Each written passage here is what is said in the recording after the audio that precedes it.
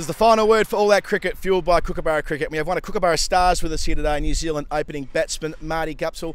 Martin, last time you played in a global tournament, you guys won every game, the 50 over World Cup, and lost the final. But not a lot of talk about the Black Caps in terms of winning this comp. Do you feel like you're the subtle, sly underdogs coming into it?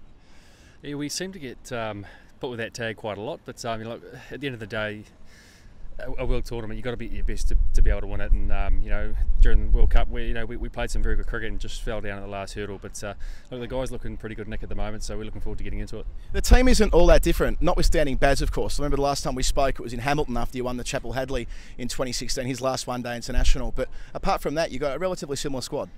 Yeah, there's not too many changes. I guess the last couple of years we've been able to blood a few young guys to come in, and they've got a bit of experience under their belt now. So for a few of them, this is their first world tournament. So I think they're pretty excited to be here and having a go.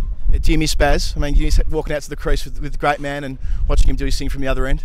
Yeah, I think I had the best seat in the house for a couple of years there, so I miss seeing those fireworks. But look, at the end of the day, everyone moves on, and he's doing his own thing now around the world in these different leagues. So now it's Tommy's turn to open the batting with me. And the last tournament or last competition you guys played in was against South Africa, and you went and bludgeoned 180 not out of 134 balls or something ridiculous. Do you feel like you're really now at the peak of your powers as a batsman and as a player in this New Zealand side?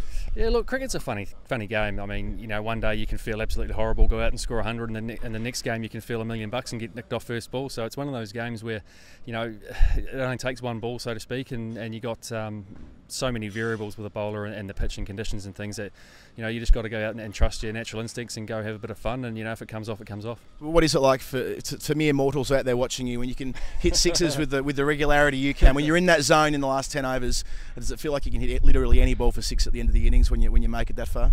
Sometimes you can. Sometimes you still feel like you're battling a bit. But look, if I can get to the last 10 overs a couple of times in this tournament for New Zealand, then I'll be pretty happy. If you can against Australia, you've had a bit of a block as a team away against Australia. In Australian conditions, you've struggled. At home, you've knocked them off in the last two Chapel Hadleys. It's a neutral venue here. Do you feel as though that levels things up somewhat?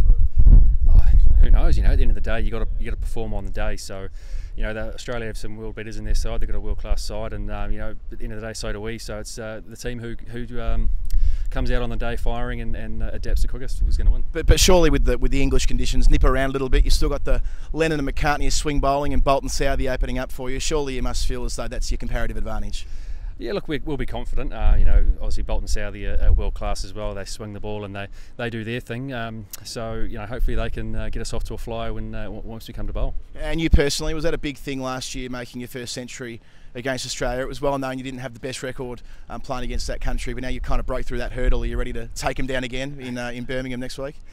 Oh, look, I'm just going to go out and try and have a bit of fun and just go out and do my thing. I mean, at the end of the day, if you're not having fun, there's no point in being here. So, I'm looking forward to getting into it. Big tournament player as well. You made an unbeaten 237 in the World Cup quarter-final a couple of years ago. Do you feel like these big global stages at this stage of your career suit you well? Yeah, it may sound a bit rough, but the World Cup doesn't mean anything now. We've moved on from that, so just got to go out and prepare well and as I said before, have a bit of fun and just enjoy the time here. Hope so. Martin Guptill got the straight bat out today to be crashing them over mid-wicket come next week in New Zealand's opener against Australia at Birmingham. They've got India and Sri Lanka in the warm-up games between now and then. Good luck throughout the course of the tournament to the Black Caps. This is the final word for all that cricket, fuelled by Kookaburra cricket. We'll see you next week.